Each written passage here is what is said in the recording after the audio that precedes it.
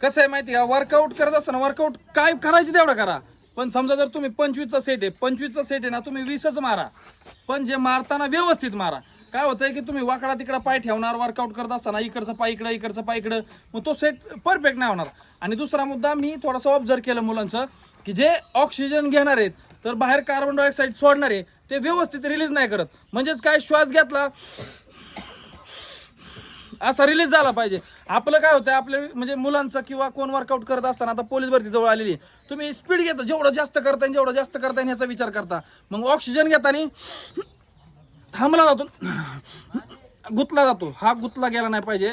म्हणजे थोडक्यात सोप्या भाषेत जर सांगायचं म्हणलं तर जो ऑक्सिजन घेतलंय तसंच कार्बन डायऑक्साईड लगेच रिलीज करा वर्कआउट करताना. वर्कआउट करताना काय होतं की घेतला आत थोडा वेळ थांबला मग सोडायचा, हे उपयोगाचं नाही. कारण ह्याने काय होणार आहे की तुमच्या मेंदूपर्यंत ताण होणार आहे, मग चक्कर येणं, डोकं दुखणं वर्कआउट करताना, ह्या गोष्टी त्याच्यामुळे होतात. त्यामुळे श्वास घ्यायचा तसाच सोडायचा, श्वास घ्यायचा तसं सोडायचा आहे. आणि वर्कआउट करताना 25 आहे ना, 25च्या ऐवजी 20च मारा, पण चांगलं सेट मारा, मनापासून मारा. आलं का लक्षात? चला.